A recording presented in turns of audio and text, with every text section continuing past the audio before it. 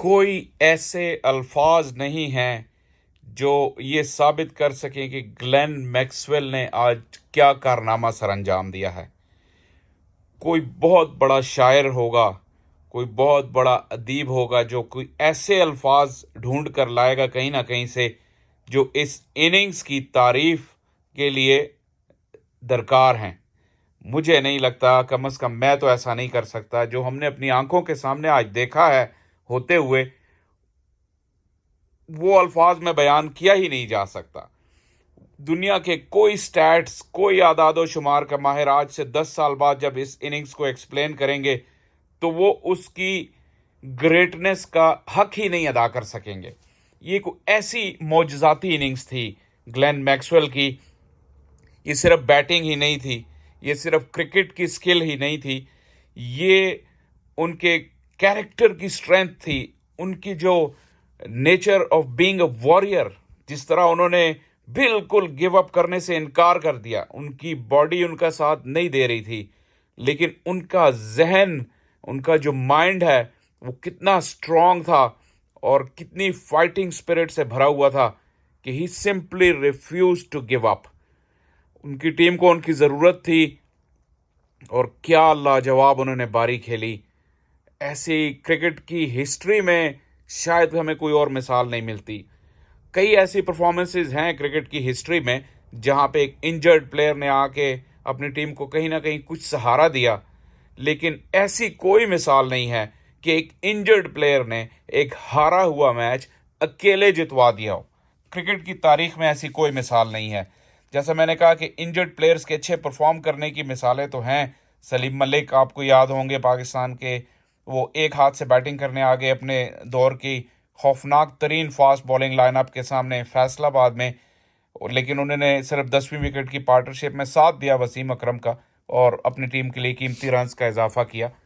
लेकिन वो एक इंडिविजुअल मैच विनिंग परफॉर्मेंस वो भी नहीं थी।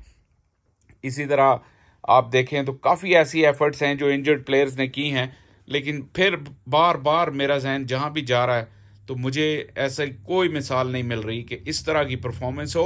और डबल सेंचुरी वनडे क्रिकेट में जो पहले ही हैंडफुल हैं, बहुत ही कम प्लेयर्स ने डबल सेंचुरीज बनाई हैं, लेकिन 291 रन्स के जवाब में मैक्सवेल ने अकेले 201 रन बनाए।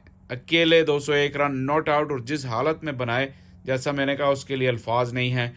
ये क्रिकेट की तारीख में हमेशा याद रखी जाएगी ये इनिंग्स।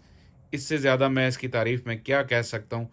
लेकिन जो फाइटिंग स्पिरिट दिखाई ऑस्ट्रेलिया ने, वो भी एक और भी ये इनका फीचर है। एज ए नेशन जो ऑस्ट्रेलियंस हैं वो बहुत ही फाइटिंग स्पिरिट से भरपूर हैं।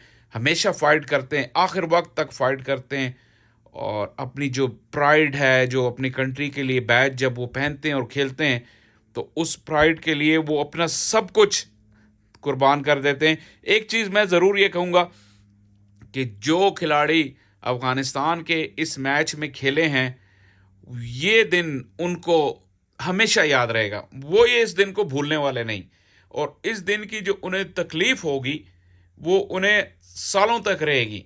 कई ऐसे प्लेयर्स इसमें होंगे, ख़ास तौर पे मुजीब, जिन्होंने कैच छोड़ा मैक्सवेल का, उनकी रातों की नींद हराम होने वाली है, क्योंकि वो रातों को उठ उठ के इस लम्हे को याद किया करेंगे, और ये काफ़ी सालों तक होने वाला है। हालांकि अफ़गानिस्तान ने एक बहुत ही शानदार मैच खेला उस वक्त तक। 7 उन्होंने ऑस्ट्रेलिया के आउट कर दिए, और उससे पहले बैटिंग में जिस तरह फाइट की, अफ़गानिस्तान को बहुत क्रेडिट देना चाहिए। लेकिन ये एक हार ऐसी है कि इस हार को कबूल करना इस पोजीशन के बाद आकर उनके लिए, इसको बहुत अरसा लगेगा इस मैच को भुलाने के लिए, और शायद भुला भी ना पाएँ। अफ़गानिस्तान के फैंस को भी ऐसा ही एक्सपीरियंस होगा। लेकिन ये क्रिकेट है। अफ़गानिस्तान, जैसा मैंने कहा कि ज़रूर उन्हें उनके सर फ़ख्र से बुलंद होने चाहिए कि जिस तरह की उन्होंने परफॉर्मेंस दी इस मैच में। एक ऐसी इनिंग्स ने ये मैच उनसे जीत लिया जो क्रिकेट की तारीख में पहले कभी नहीं खेली गई। और मैं समझता हूँ कि जिन लोगों ने ये मैच देखा लाइव, वो खुश नसीब हैं, क्योंकि ऐसे मैच बहुत कम देखने को मिलते हैं। और वाकई मज़ा आ गया, लुत्फ़ आया एक मैच देखने का, एक फ़ाइट देखने का। अफ़गानिस्तान 8 पॉइंट के साथ अभी भी वर्ल्ड कप की रेस में है, लेकिन ऑस्ट्रेलिया ने जो आज हिम्मत दिखाई और जो कारनामा किया ग्लेन मैक्सवेल ने, वो मुद्दतों याद रहेगा।